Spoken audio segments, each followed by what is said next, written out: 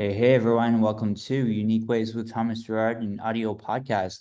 Got a really great guest on today. He's the founder of StudioDBD, a Manchester-based design studio. The studio creates meaningful design solutions for a variety of clients. Please join me in welcoming David Sedgwick. Welcome.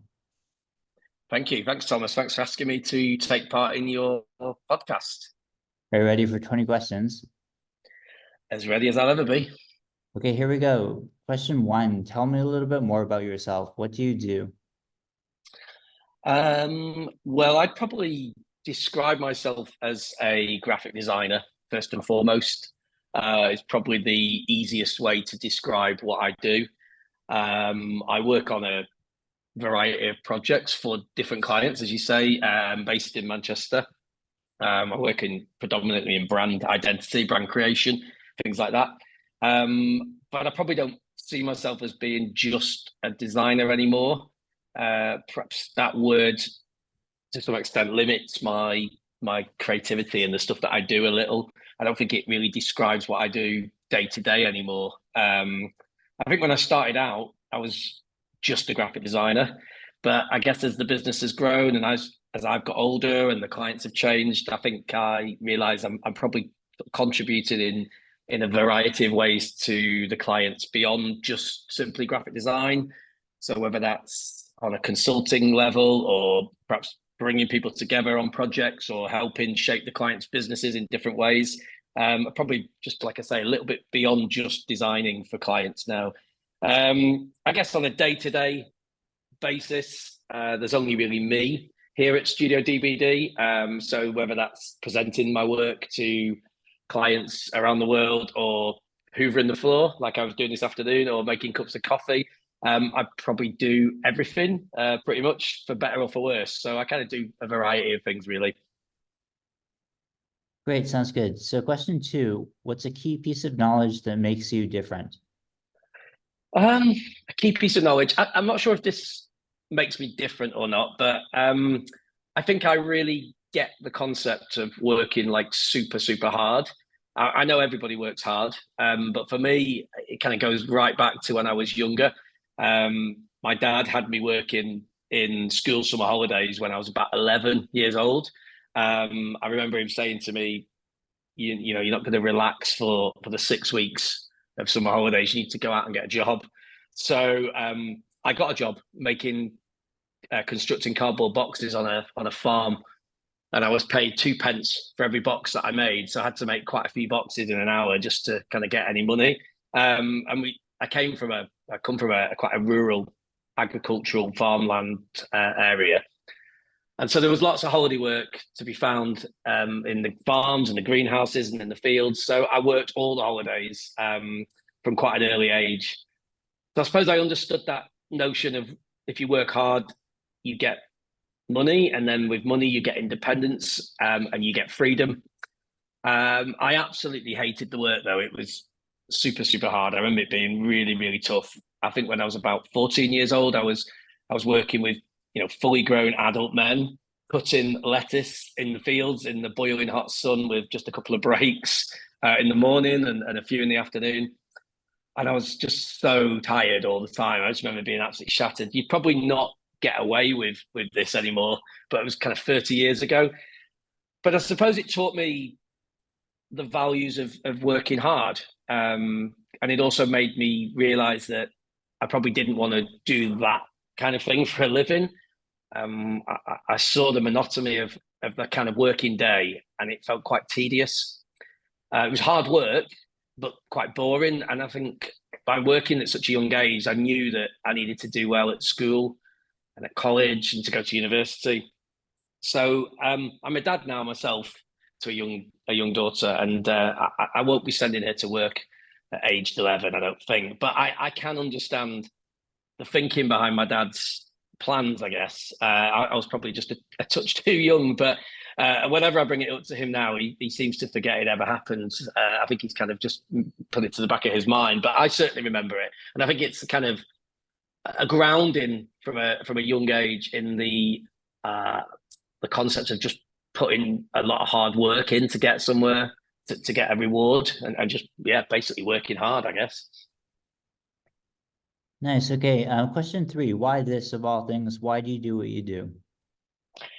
Why do I do what I do? Well, I probably wasn't really that good at anything else, to be totally honest. I think that's probably the most honest answer I can give. I failed my maths GCSE, which is exams that we take here in the UK at high school. I retook it. I had to retake it. Part of being at college, I had to retake maths. And I actually got a worse grade the second time than I got the first time. So I actually got worse. And I don't have it. I don't have maths GCSE now. So I'm not very good at that side of things. I was quite good at English. I love to write. I still really like words. In the design work that I do, I use a lot of kind of phrases and language and words. I think that's really important. But I guess like a lot of designers and creators, I absolutely loved to draw. So I would doodle all the time in lessons, at home, before going to bed. I was just always drawing on things. I was mainly drawing people. I was making comics, and I would sit and watch adults in conversation, and I would create comics about what they were saying and what they were doing. So I was really inquisitive about what people were up to and what they were talking about. So I must admit, I probably didn't really know what graphic design was. Probably not until later in life. Even when I went to college, I studied art, but I didn't know what design was until a few of us started talking about this thing called graphic design. And there was one girl on our course, and she seemed to know a little bit more about graphic design than we did. And she brought a book in. I remember she brought a book in about record sleeves. And we all gathered around this book, and I thought to myself, whoa, hang on a minute. There's a job where you can actually do this. You can design things like record sleeves and posters. And so I remember we sat down with our course leader, our tutor, and there was about 5 or 6 of us. And they said, what do you want? And we were like, well, we want to specialize in this, in graphic design. We don't really want to draw vases with flowers in anymore. Like, we want to actually do something more related to this kind of thing. So they completely changed the A level for us. And that was like 1997 or something like that. I think we were the first at that college to do anything called graphic design. So I'm really fortunate that over those 20 years or so, 30 years, that I've got to do a job that I absolutely love. And I don't see it as work, to be honest. I don't see it as a chore. I see it as joy and fulfillment. But I don't take that for granted at all. I think about those boxes and making boxes for 2p a box. So I think that kind of thing keeps me grounded and keeps me going. Great. Okay. Some people struggle with number four, but the question is, what does your future look like? Yeah, it's a good question. Who knows what my future looks like? I certainly don't. I certainly don't.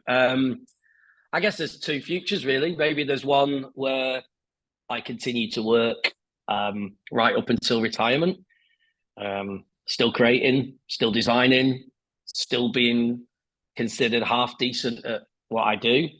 I guess I still get asked to talk at events, and they wheel me out at universities and people take selfies with me. I guess that's one possible future.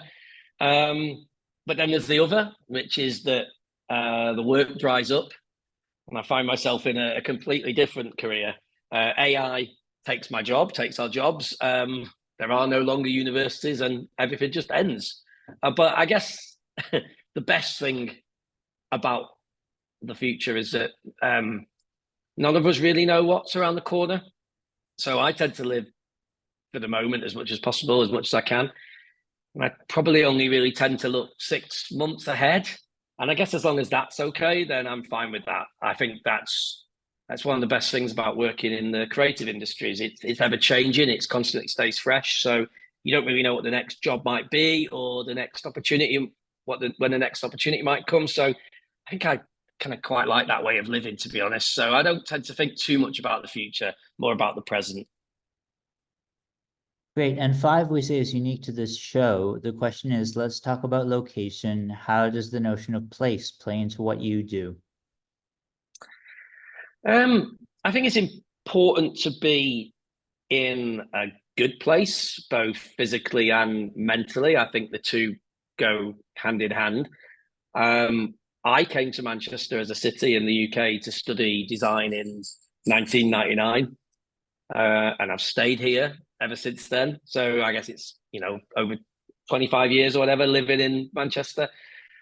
I suppose I wonder quite a lot about what would happen if I'd moved to another place. It's probably a little bit of a regret to not have lived elsewhere and maybe experienced life in another city or another country. But I also love it here. It's home for me. I have my friends here, my family, my business. In terms of a immediate location, I think it's important for me to also have a studio, a space to work from. It needs to feel like the kind of place that I can create in as well. I've tried the whole working at home and other things like that, but I need space. I need my own space. And it's important for me to do my best work in the right surroundings. So yeah, I guess a sense of place is important, I think. But that all said, I feel the sea is calling me. I love the sea. I love the beach. I'd probably like to have a studio closer to the sea one day, maybe. And as I get older, it's something that I consider more and more. I think in the past, I probably always argued that I needed to be closer to my clients, close to the city that I do most of my work in. But I mean, I think some of my clients now, they're not even based in the UK. And so we do everything on video calls or emails or on WhatsApp. So perhaps I don't need to be as close to a city anymore. So I think in terms of the notion of location, I think it's just mostly important to be happy within yourself and the environment that you work in. I think that's my advice in terms of what I think about location. Great. And so if you had to start from the beginning, what advice would you give your former younger self? I think I'd probably tell myself to enjoy it a bit more. I feel maybe when I was younger, probably even now to some extent, but certainly when I was younger, I never really fully relaxed enough to enjoy it. I think I'd always be worrying about the next project or the next payment or when the next invoice might be paid.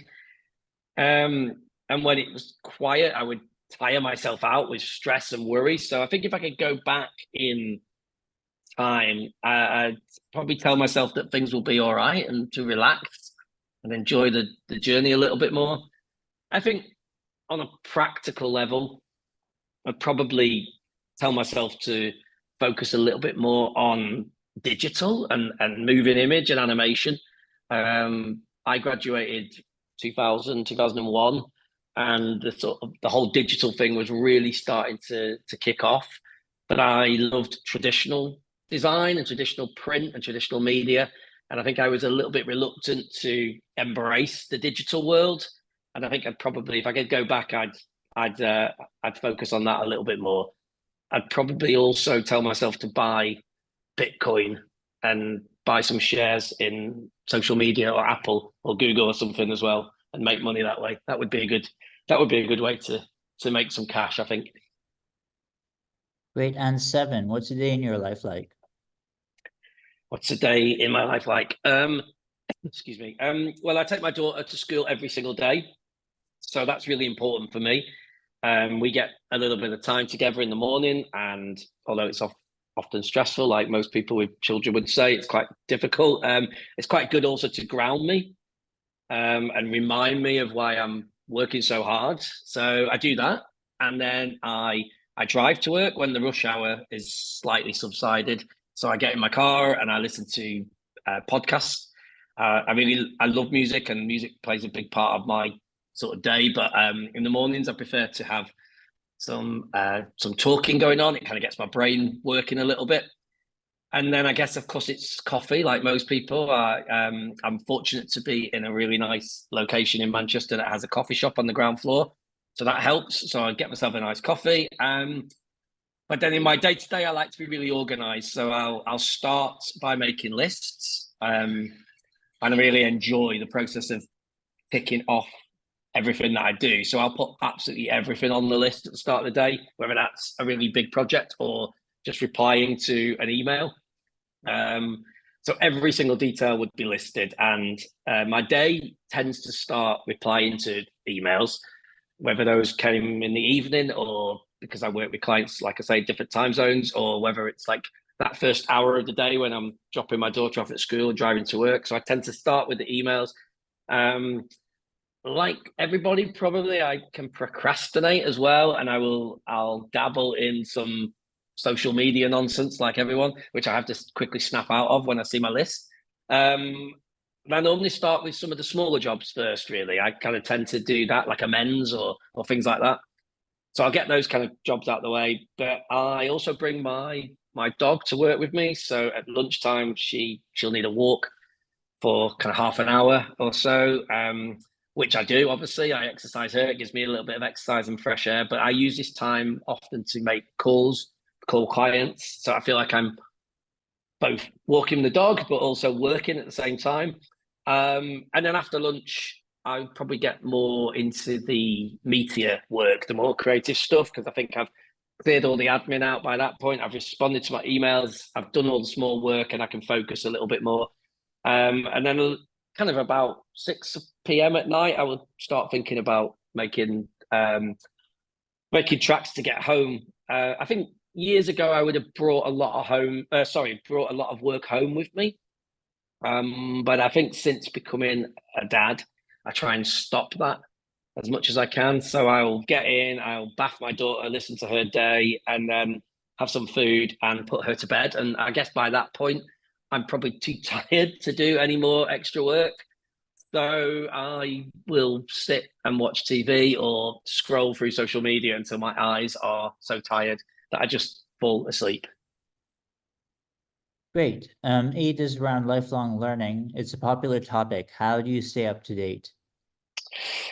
Yeah, that's another really good question. I think it's really important for me personally to stay up to date with things. So I think the first thing that I do is I always have an intern working with me in the studio. So I always have a paid intern, obviously. But they bring to me a sense of youth and freshness and a different way of looking at things, which I think keeps help me and my work current.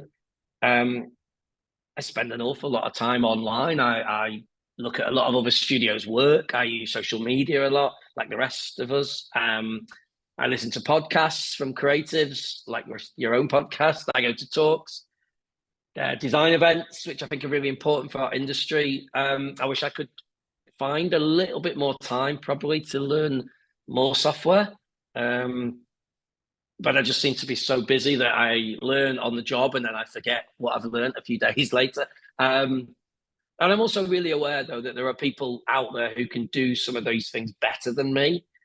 And I think I've realized as I've got older that as a creative or a designer, like it's my role to bring those kind of people into the project in order to get the best out of the clients. So I don't really see the benefit in learning or spending like 3 or 4 days learning how to animate something if there's someone who can do it better and I can pay them for that. And I think that way of working is better for me and it's better for the client. So I think my opinion on learning and lifelong learning is probably that I need to stay mostly current with thinking. Um, and that can involve traveling or reading books, watching films, listening to music, whatever. And then when I need ideas or concepts, then my mind is hopefully full because like I'm really inquisitive and interested in things. I think that's really important. So to me, that's kind of more lifelong learning than downloading the newest version of Photoshop or learning a course on layer masks. I think it's important to keep your mind fresh and active, and then you'll do your best work. So that for me is lifelong learning, I think. Great. So 9 is around tools. Do you still use both digital and analog tools?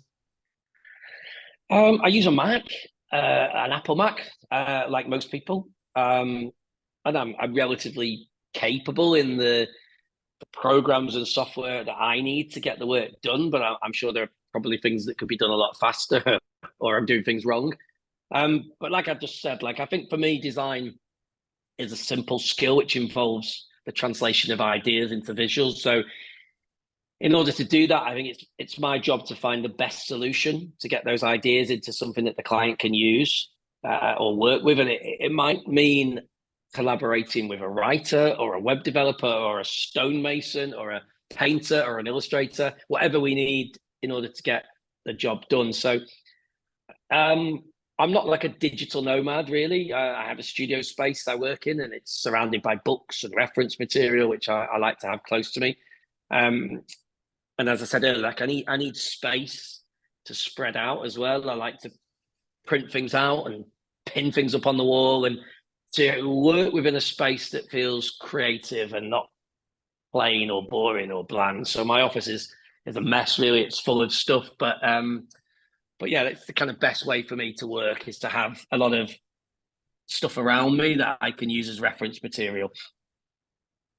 Great. So halfway, number 10, how do you deal with work life or life work balance? How do I deal with it? Probably not very well, even if it sounds from this podcast that I do, that I've got my shit together. I could probably do it better. I could definitely do it better. I think I'm trying more and more harder to get the balance right the older I get.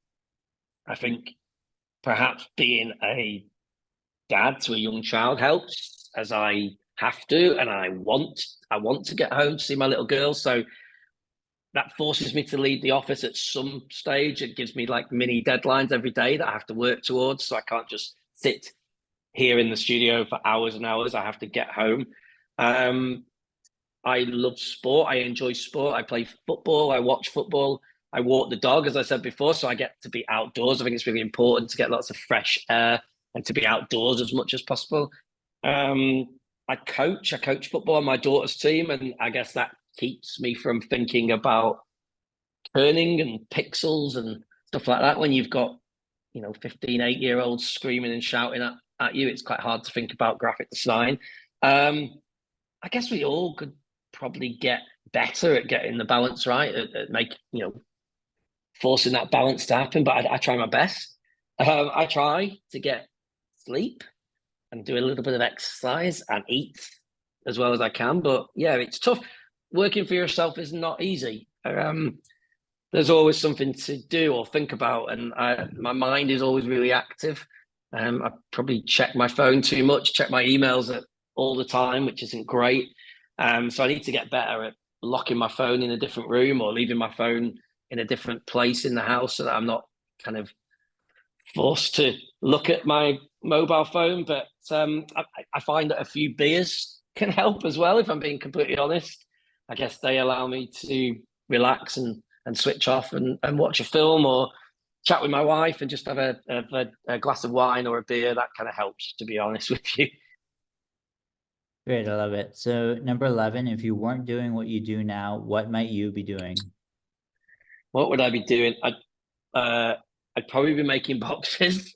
I don't know. I think maybe working with kids in some capacity. Like I really enjoy the coaching that I just talked about with the girls' team. I feel I'm quite good around children in terms of getting them to listen to me most of the time anyway. So I think if I wasn't working in graphic design or in the creative industries, then I'd probably do something in that particular department. I taught at university. I lectured at uni for quite a few years, and I really enjoyed that particular aspect. I really like to influence and inspire young people, so I guess I'd probably get quite a kick out of that. So maybe teaching or lecturing or something like that, something that involves, I guess, imparting my knowledge or any wisdom that I've had over the years down to a younger generation. I quite like that. Like I say, I have an intern with me in the studio all the time, so I really enjoy talking to them and advising them and supporting them. So yeah, I think something in education or teaching or working with younger people, I'd probably do that if I wasn't working as a graphic designer. Great. And what would you not like to do with your career? I guess in terms of work and my career, then I'd probably not like to do anything that has a routine to it. I really like the fact that I can be flexible within reason with my day or my week. I think being my own boss is good most of the time. Of course, I have clients and I have deadlines that I need to hit, and I have targets I need to get to in terms of money, but I also get the opportunity to go to my daughter's sports day at school or pick her up after school sometimes. So I think, what would I not like to do? Well, I think if I had any kind of job that was super strict in terms of working hours, then I'd probably hate that.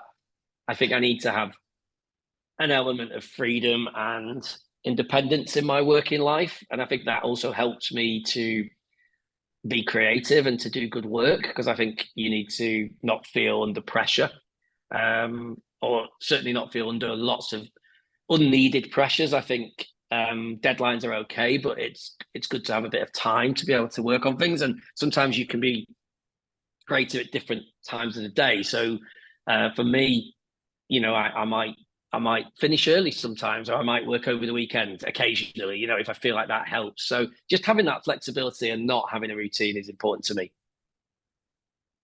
Great. And how about a favorite word, quote, or sentence? Oh, that's a hard one. My dad always used to say the phrase that he's dealing with idiots all his life, which I think is a little bit unfair on probably those around him. But it's a sentence that's always stuck with me for some reason. And I'm in a country that's voted, sadly, for a Tory government for the past however many years, and over half of our population voted to leave the European Union. So perhaps my dad was right all along. But I think the phrase "work hard and be nice to people," which has obviously been made famous by the artist Anthony Burrell, who's a good friend of mine, it kind of resonates with me. I try and be nice to most people that I come across. I think it's important to be a decent person and not be too much of a dick. The work is really important, obviously, but it's equally or just as important to be able to listen to people and take time out for people and consider their feelings. I guess we all get caught up in the fast-paced nature of the business world, but we probably need to stop and think once in a while about what that feels like. I was with another creative called Javier Can in Barcelona recently, and he changed the Anthony Burrell quote, or the Anthony Burrell print, to not work hard, but work enough and be nice to people. So I think that's my aim, really, to work hard, but just to work enough, but be nice as well, but only to those people that really deserve it, because there are definitely some idiots out there, and they definitely don't deserve it. Great. And 14, what's your least favorite word, quote, or sentence?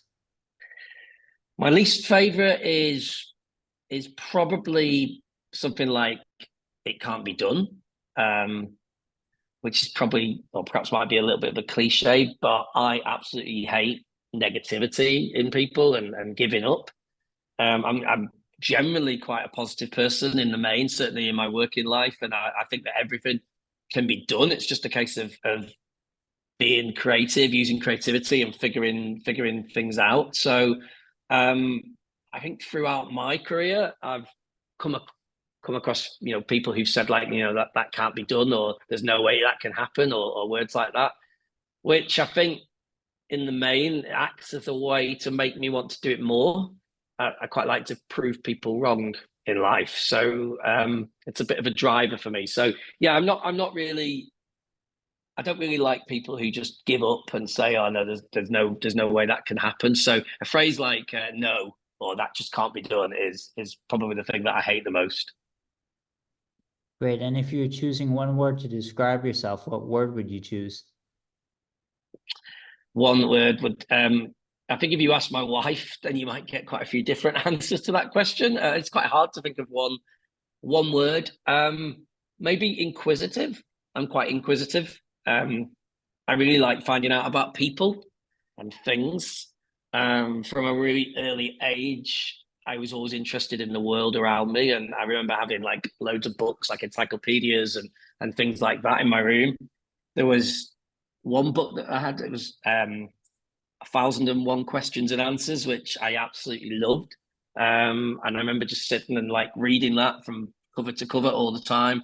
And then, of course, the internet came along, and I absolutely loved the internet, because you can find out about anything within seconds. So if you're interested in something, you can find out about it. Obviously, I think it was Einstein said, "I have no special talents. I'm only passionately curious," which probably sums me up. I mean, I'm not comparing myself to Einstein, obviously. That would be crazy. But the statement about maybe not being great at lots of things, but being really inquisitive and curious and wanting to find out about things, I guess that statement sort of is true to me, really.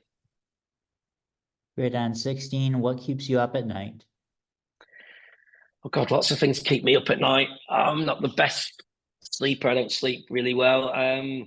Unpaid invoices, clients not replying to my emails, maybe something I said at a party like 3 years ago. My mind is always quite active. I find it hard to switch off. I guess these days, as I get older, like the fear is probably the thing that keeps me up is about becoming irrelevant and forgotten. I'm getting closer to 50, so it's something that definitely scares me. I remember being a young designer, sort of fresh out of uni, and working in an agency, and like old creative directors or art directors would walk in with their sort of really adamant way of doing things, and obviously I'd always respect them, but I remember thinking to myself, like, I hope I never get like that, like too stubborn to change, too old to be agile. So yeah, I think the thought of being that kind of person keeps me up at night. But I think it's really important to acknowledge that, and I think that's probably half the battle. Really, is to accept it, accept that it's a worry. So I do my best to try and stay as relevant as I can in the industry. It's easy, I guess, to be swept away by that thought as well, though. So comparing yourself to others all the time, I guess one thing that comes with age is acceptance that there might be people better than you at certain things. They might have more opportunities or connections or whatever, but I just do the best that I can really with what I have. But yeah, I think being irrelevant, being too old to be working in this industry, it definitely scares me, and it definitely keeps me awake at night. Great. And final stretch here. What's a dream you're chasing? A dream is probably due to continue to be as happy and content as I can, both in my work and my personal life. Like most people, really, I guess contentment. It's for me. It's not really about earning lots of money. It's not about fame. It's not even about lots of work. It's just about being content. And obviously, it's important that my family are happy. I think there's probably little point if one of us is doing okay and the rest of the family are not. So yeah, I think having a happy family life and contentment, that's the main dream. I mean, I'd like to work for, I'd like to do a project for Nike for lots of money, or be flown across the world in business class. So if anyone from Nike is listening, then yeah, that would be great. But I'm not sure if that really makes you like truly happy though. I think you've got to have contentment within yourself in life, and in terms of a dream that I'm chasing, I suppose that's the dream, to have contentment within myself. Great. And 18, what inspires you? It probably sounds a bit obvious, but I think it's my little girl, my daughter, first and foremost. She's 8 years old. So she's really interested in everything that's happening around her and asks loads of questions. And she also inspires me to work hard and to be a good role model for her. So I think it's important for her to see someone who enjoys their job and goes to work happy and works hard, but doesn't let that work take them over. I wanted to see that you can have a job that you really enjoy and not just aim for a 9 to 5 job where you hate like every single day and you're counting down the hours until you get home. I think I'd also probably say my mum. Sadly, she passed away just in February this year, so I'm probably still in the stages of grief. She had a a lifelong or a long disease called multiple sclerosis and was really poorly with it. So for a very long time, she was bedbound for 24 hours a day and unable to move any parts of her body. So yeah, it was super tough, especially in the final years of her life. But she managed it with great dignity and still kept a sense of humor. She never complained about it at all, and she was grateful for a lot of the small things in life, such as the sound of birds in the morning or the sunshine on her skin. So that's really, really inspiring to be around somebody like that and to make you realize that a lot of the stuff we worry about and a lot of the things that keep us awake at night are actually not that important in the grander scheme of things. So I'd probably say, yeah, my little girl and my mum inspire me the most. Great. And last couple here. Any advice you'd like to share? Well, I've probably shared quite well. Hopefully, I've shared a little bit of advice already. I'm not. I don't really like to give too much advice. I think people will, in life, they sort of we tend to learn best for ourselves. By making mistakes ourselves. I think we learn best at that. But I suppose for me, the main advice that I could give is to really try to enjoy your work. You have to love your work, and you have to feel like it's not a chore. I think if you are doing something that you don't love, then you should consider changing jobs, changing careers, changing what you do. I think that's really important. I think it's also really important to be interested in people and interested in things and to ask questions. If you don't understand something, even if you think that those questions are going to make you sound stupid, I think you still have to ask.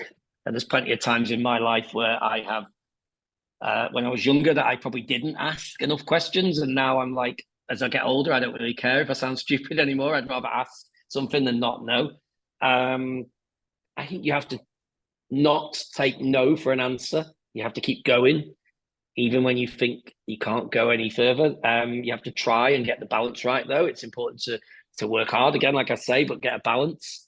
I think working all the time with no breaks or taking any time for yourself or your family is pointless as well. So you can't keep going when you are running on empty. Believe me, I've tried that. So take time out for yourself. Learn to say no as well. It's probably the most powerful word that you have. And I don't know, maybe just thinking about this today, keep an eye out for red flags with clients. They could be anything from taking ages to respond to your emails, maybe haggling with you over a few pounds or dollars, changing the brief all the time, sending you endless examples of things to inspire you when you haven't even started working on the project yet. I remember there's one particular client years ago. It didn't turn out to be a client, thankfully. They said, they'd worked with lots of other designers who hadn't quite understood the brief. So that's why they've come to me. And I thought that's a red flag. Clients that can't pay you a deposit or pay you any money up front, vague and woolly briefs and emails that don't make any sense, no appreciation for you or your time or your experience at all, contacting you at 9 o'clock on a weeknight or trying to call you on a Sunday. I think there are lots of client red flags and you need to keep an eye on them because they can quite quickly take over your life. So yeah, definitely think about that. Great. And finally, number 20, how can our listeners keep tabs on you and what's our call to action? How can I keep tabs on me? Well, this year, I absolutely have to get a proper website. I've had an animated GIF online at StudioDBD.com forever, or it feels like forever anyway.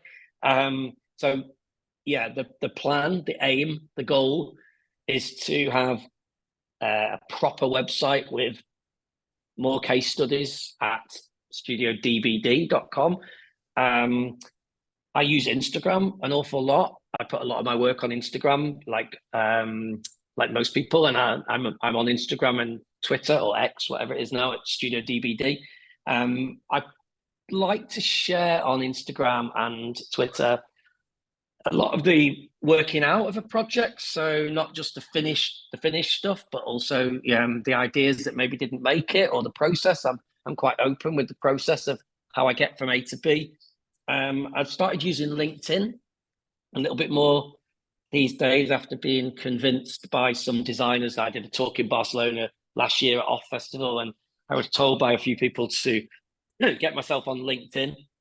So yeah, I'm on there sharing bits of work and snippets of information and things like that. I'm not really sure how you give out your LinkedIn username, but probably if you search for Dave or David Sedgwick or StudioDBD, then you'd find me on that. But yeah, there's loads of ways to stay in touch, and I absolutely love hearing from people. So if you've listened to this podcast and it's been of enjoyment to you or interest to you, or have helped in any way, then yeah, that would be absolutely amazing to hear from you. So yeah, please do say hi via those different ways. Great. Well, thanks so much for joining today. It's such a pleasure to have you on, to connect these very different parts of the world together in the ways that we can do that now is such a luxury. So thank you so much. Not at all. Thank you, Thomas. Thank you very much for asking me, and best of luck with the rest of your podcast. It sounds great. So thanks very much for inviting me to take part in this today.